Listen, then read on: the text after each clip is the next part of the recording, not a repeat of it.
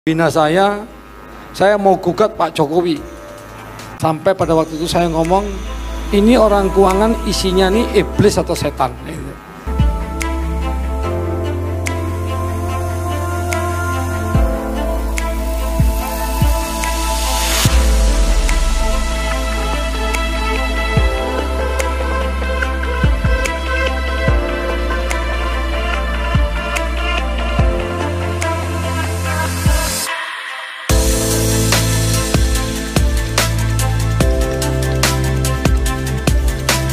Hai guys, jumpa lagi. Semoga kabar kalian semua sehat selalu dan dimudahkan dalam segala hal. Informasi kali ini tentang Bupati Meranti yang sebut Kemenkeu berisi setan dan iblis. Mari kita simak bersama guys. Bupati Meranti Muhammad Adil mengancam angkat senjata dan bergabung menjadi bagian Malaysia karena merasa pemerintah Republik Indonesia tak mau mengurusi wilayah dan rakyatnya. Pernyataan itu disampaikan Adil dalam acara rapat koordinasi pengelolaan pendapatan belanja daerah di Pekanbaru pada 9 November lalu. Saya tadi sedikit memprotes pidato Pak Gubernur bahwa ada penurunan DBH di Provinsi Riau. Mungkin secara umum ada ya, tapi di tempat saya itu DBH-nya bukan malah menurun. Minyak kami itu malah bertambah banyak, bahkan hampir 8.000 barel per day. Ini untuk Pak Dirjen ketahui. Saya sudah melakukan berulang kali, sampai ke 3 kali menyurati Bu Menteri untuk audensi. Tapi alasannya Kementerian Keuangan mintanya online. Kalau dituntut untuk pendapatannya bertambah, untuk kami sudah bertambah cukup besar. Kami ngadu ke Kementerian Dalam Negeri, kok bisa offline. Terima kasih Pak Menteri Dalam Negeri, dalam ini Pak Tony, karena menerima kami. Tapi untuk di keuangan susahnya gak ketolongan. Saya tahun 2022 dapat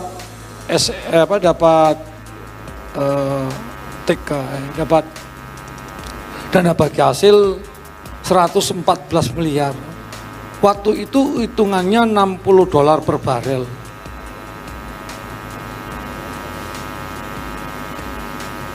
Perencanaan pembahasan APBD-nya. Nah, di tahun 2023 pembahasan APBD kami dapat mengikuti nota pidato Pak Presiden 16 Agustus, 1 barel $100. Dan kemarin waktu lewat Zoom dengan Kementerian Keuangan, tidak bisa menyampaikan dengan terang, didesak-desak barulah menyampaikan dengan terang bahwa $100 per barel. Sampai ke Bandung saya kejar orang ke Kementerian Keuangan, juga tidak dihadiri oleh yang kompeten. Itu yang hadir itu waktu itu entah staf, tak tahulah. Sampai pada waktu itu saya ngomong, ini orang keuangan isinya nih iblis atau setan. Nah, hari ini Pak, saya kejar lagi Bapak kemari. Saya mau tahu kejelasannya. Pertama, apakah penyusunan APBD 2023 itu pakai asumsi yang mana?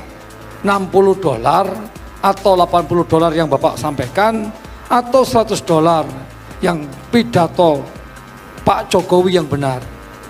Ini ada 3 saya cermati tadi. Minyak Meranti naik besar sekali. Minyaknya sudah tahun ini 13 sumur dibor. Ini untuk 2023 tambahannya 19 sumur. Berarti Meranti itu bukan targetnya 2003 ini satu hari 9.000 barel per day. Ini untuk Pak Dirjen ketahui. Jadi kalau seandainya kami naik, kami penghasilannya besar, dianggap penurunan, saya mengharapkan nanti Bapak keluarkan surat untuk penghentian pengeboran minyak di Meranti. Itu Pak. Jangan diambil lagi minyak di Meranti itu. Nggak apa-apa. Kami juga masih bisa makan. Daripada uang kami dihisap sama pusat.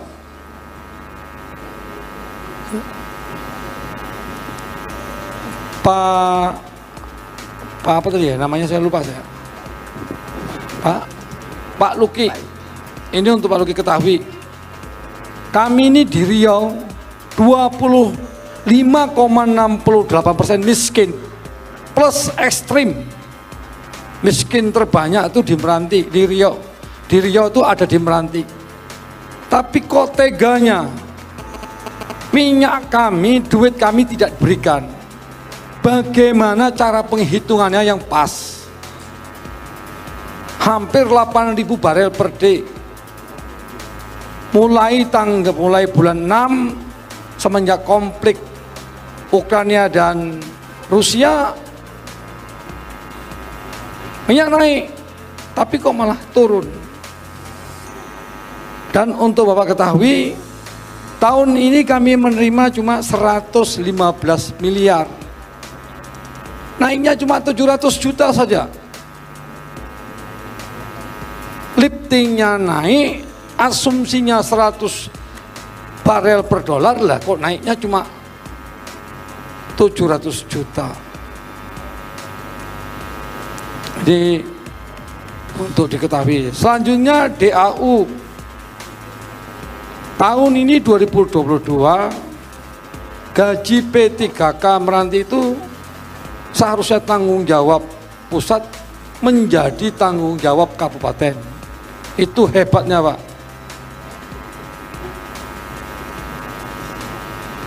Ini mungkin perlu diselidiki lah nih.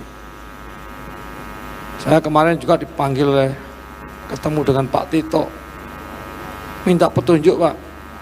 Selaku pembina saya mau gugat Pak Jokowi. Daerah miskin penghasil minyak. Kami menghasilkan minyak dari tahun 73. Minyak kami ada 222 sumur. Yang baru sekarang tambahan 13 plus besok tahun 2003 19. Bapak mau tahu? Saya tambahkan lagi informasi. Ada 103 sumur di Kabupaten Meranti sudah kering, diambil oleh pusat. Tidak tahu saya untuk di mana.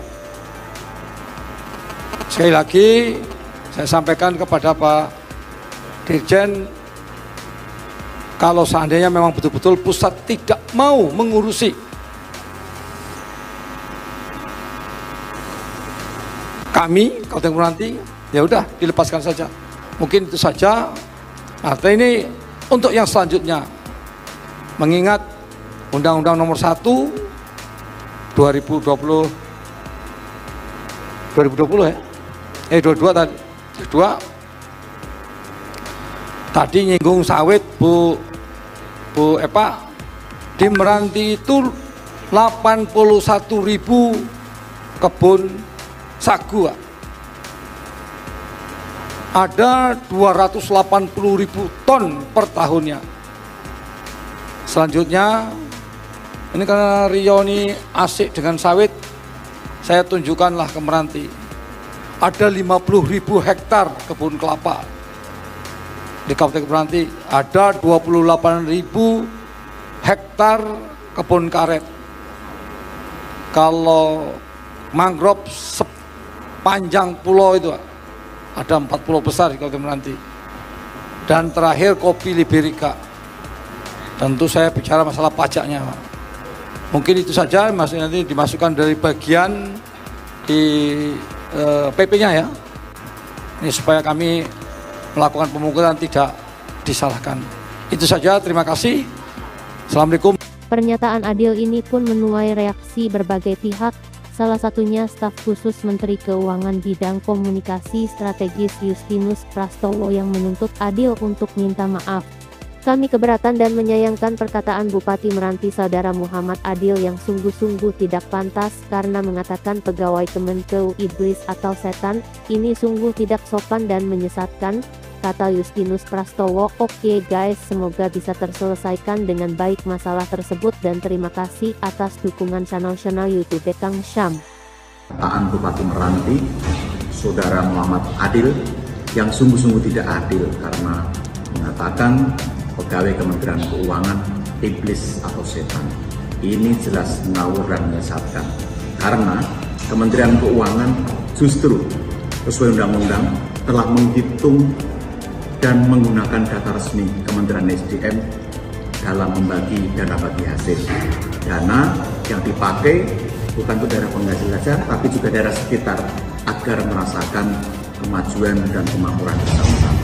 Kementerian Keuangan juga telah mengalokasikan pada 2022 ini transfer ke daerah dan dana desa sebesar 872 miliar atau 70% dari APBD Kabupaten Meranti atau 4 kali lipat dari PAD Meranti sebesar 222 miliar.